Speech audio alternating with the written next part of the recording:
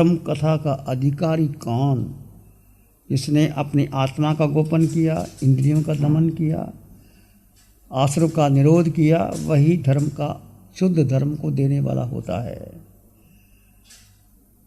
और धर्म को देने वाला के कितने गुण होते हैं? जो धर्म देता है, धर्मोपदेशक है, वक्ता है, उसके 25 गुण बताए हैं। पहला गुण दृढ़ श्रद्धा।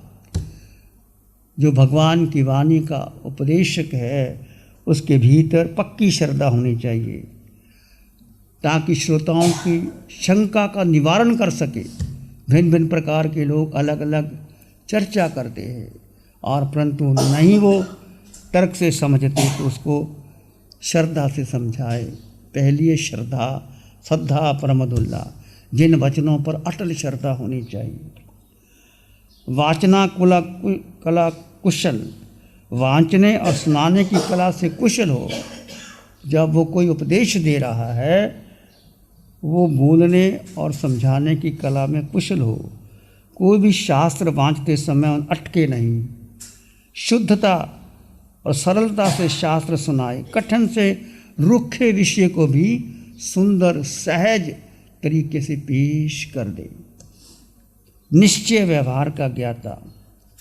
दृढ़ श्रद्धा, वाचना कुल कुशल, निश्चय व्यवहार का ज्ञाता। एक है निश्चय न, एक व्यवहार न। निश्चय न जो अटल है, आत्मा निश्चय है न में। व्यवहार जगत में जैसे हम चल रहे हैं, दो न है, व्यवहार और निश्चय। शास्त्र का कौन सा कथन न से है, निश्चय न से है, श्रोताओं को समझाने वाला हो। कौन व्यवहार का है, सब में भ्रम पड़ जाता। इस प्रकार अर्थ का अनर्थ हो जाता है। भगवान की वाणी निश्चय न में क्या कहती है, व्यवहार से क्या कहती है, दोनों को अलग अलग दृष्टिकोण से वह समझाने वाला हो। जिन आज्ञा के भंग से डरना, वक्ता सर्वज्ञ भगवान की आज्ञा के विरुद्ध एक बात भी ना कहे। जैसे सुधर्मा स्वामी जम्बू स्वामी को कहते हैं, जम्बू मैंने भगवान के श्रीमुख से जो सुना वैसे का वैसा सुना रहा हूँ, अपनी तरफ से एक शब्द नहीं कह सकता। भगवान की वाणी का यदि उल्लंघन कर देता है तो जन्म जन्म भटक जाता है आदमी। गोशालक भटका परंतु शुद्ध गया। जो निन्नम हुए हैं उन्होंने भगवान की वाणी का पालन नहीं किया, वो भटकते रहेंगे, भटकते रहेंगे। तो जिन आज्ञा का भंग डरने कि मेरे द्वारा जो 3 लोगों के नाथ तीर्थंकर भगवान तीनों लोगों को जानते और देखते हैं, उनकी वाणी जो मैं बोल रहा हूँ शास्त्र में लिखी हुई है, मेरे द्वारा उनका न्यूनाधिक अक्षर भंग ना हो जाए। बोलते समय, कहते समय अंत में कहे कि जो मैंने कहा है, यदि मेरे द्वारा कहीं कुछ भी मनसा वाचा कर्मणा कहने में आ गया तो जिन आज्ञा के अनुसार समझना तस्में इच्छामि तो कर्म करता हूँ। तो जिन आज्ञा की भंग से डरना, क्षमा। जो धर्मोपदेशक है उसको क्षमावान होना चाहिए, क्रोधी नहीं होना चाहिए। बात बात पर क्रोध करे, अहंकार करे, क्षमा धारण करनी चाहिए। दोनों से डालकर यथा तथ्य। कई बार प्रसंग आ जाता है, श्रोता कुछ भी पूछ सकते हैं, खड़े होकर पूछ सकते हैं, उस समय क्रोध नहीं करना, धमकाना नहीं, क्षमा धारण करना कि ऐसा करना, क्षमा। निराभिमानिता। विनयवान की बुद्धि बड़ी प्रबल होती है और बुद्धि से तर्क से समझाए। यथा तथ्य, जैसा है उपदेश उसको वैसे का वैसा बताता रहे। अपनी असत्य बात को अनेक कटु वचनों से कहने का सिद्ध करने का कोई पुरुषार्थ ना करे। दूसरों की सत्य बात को मिथ्या करने का पुरुषार्थ ना करे। निष्कपटता। सरल होना चाहिए, कपट रहित होना चाहिए। जीवन में कई कपट को स्थान नहीं। जिन वचन में धम्म शुद्ध से चिट्ठई सो उद्योग हो। धर्म शुद्ध हृदय में रहता है। शुद्ध हृदय किसका? तो सीधा होता है, सरल होता है, बच्चे की भांति सरल होता है। निर्लोभता। निर्लोभ बेशक सदा बेप्रवाह होता है। दबता नहीं, चाहे राजा हो चाहे रंक हो, सबको एक सरीखा उपदेश दे रहा है। लोभी और क्षामती बनना भक्तों को प्रसन्न नहीं होता। निरोलोभता, अभिमान, अभिप्राय ज्ञाता, जो प्रश्न श्रोताओं के मन में उत्पन्न हो उन्हें उनकी मुख मुद्रा समझ करके पहले ही जान ले, उसका उत्तर दे। आचार्य भगवान आत्माराम जी महाराज साहब के सूत्र आप सुनो, पढ़ो। आचार्य श्री जी ने जो संस्कृत प्राकृत छाया अनुवाद किया, प्रश्न उठाए, अपने प्रश्न उठा करके अपने ही समाधान देते हैं।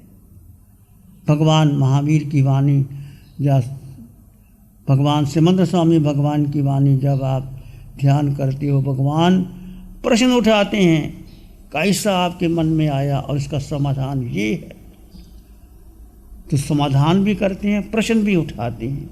ऐसे ही जो जो प्रश्न श्रोताओं के मन में आ सकते हैं वो उनकी मुख मुद्रा को देख करके समझ करके उनका समाधान कर दें। अभिप्राय ज्ञाता, धैर्य, प्रत्येक श्रोता की बात को सुन करके धैर्य रखें, धैर्य से उपदेश को ग्रहण करें, प्रश्नों से क्षुब्ध ना हो जाए, हठी नहीं।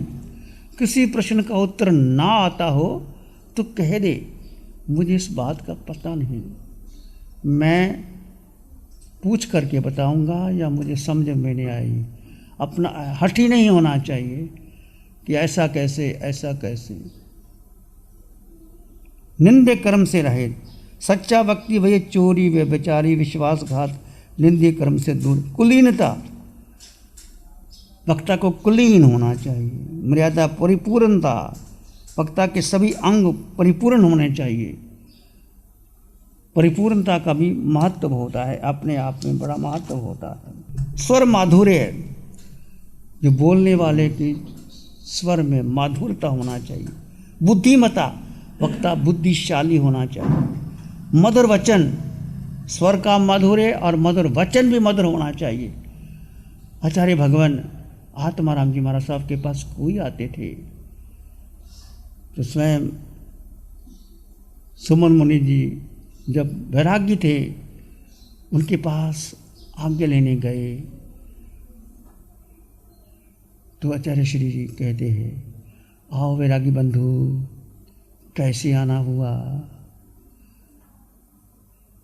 तो वो शांत हो गए। ऐसे आचार्य श्री जी के पास जब प्रथम पटधर आचार्य बने, बहुत से लोग आते थे, शंका का समाधान लेके आते थे, अपना बहुत कुछ कहते थे।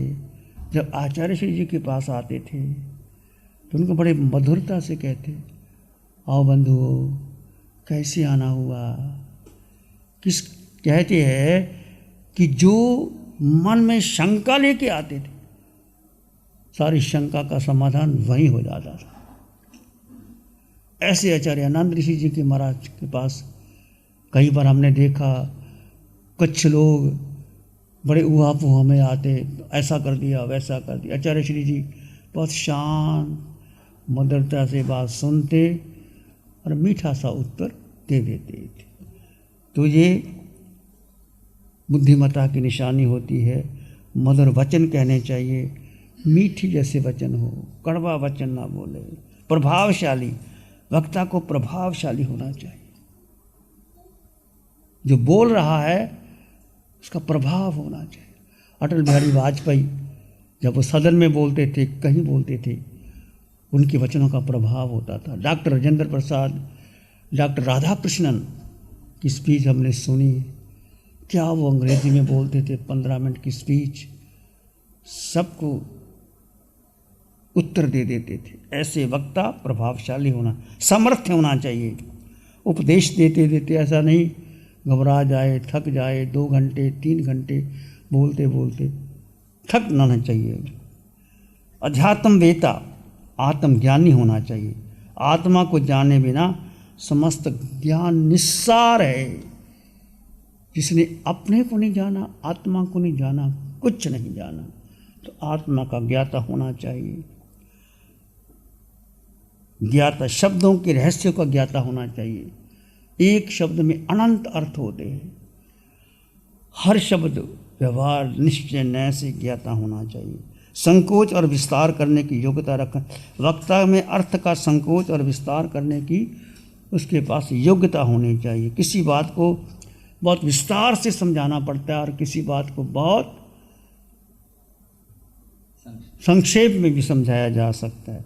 तर्क के वक्ता की युक्ति के साथ, तर्क के साथ उस बात का खंडन मंडन करके बताना चाहिए। 5वां गुण युक्तता, वक्ता को प्रतिष्ठित, प्रामाणिक, प्रभावशाली, विश्वास पात्र बनाने वाले सभी गुण उसमें होने चाहिए। गुणों के अभाव में उसके वचन मान्य नहीं होते। ये 25 गुण किसके हैं? वो वक्ता के। अब सुनने वाले के गुण 21 गुण।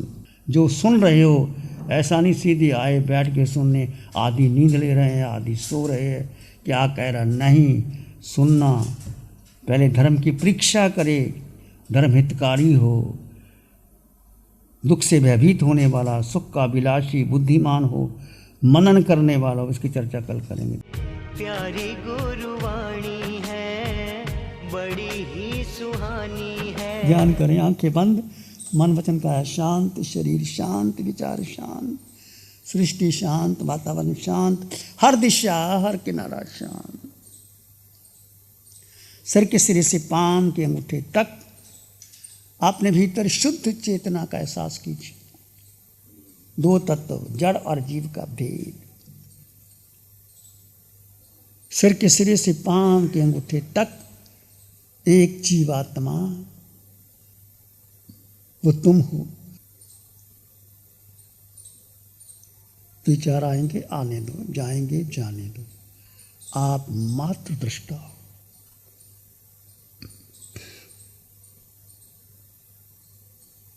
विचारों को जानो और देखो, सब छोड़ दो। मन शांत हो रहा है, विचार शांत हो रहे हैं, सब और शांति का वातावरण।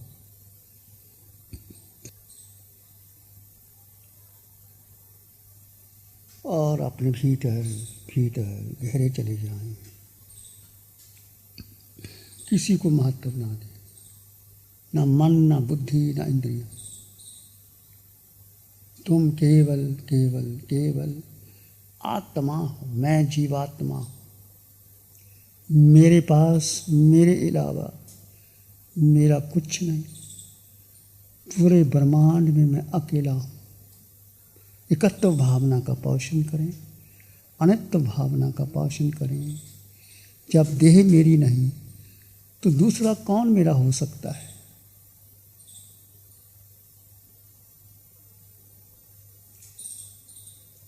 अपने भीतर मंगल का भाव लाएं। प्राणी मात्र के लिए मंगल की कामना कीजिए। एक शारण है धारा की और शरण नहीं को। सत्य धर्म के तेज से सबका मंगल हो। तेरा मंगल हो, सबका मंगल हो। सबका भला हो, सबका मंगल हो, सबका शुभ हो। इसी में एक लंबा गहरा सांस लें। अरिहंत परमात्मा के चरणों में अनंत कृतज्ञता ज्ञापित करें। एक और लंबा गहरा सांस। अरिहंत परमात्मा के चरणों में नमन और वंदन। दोनों हाथों को आंखों पे ले जाएं। हल्का सा स्पर्श, धीरे से आंखें खोल सकते हैं।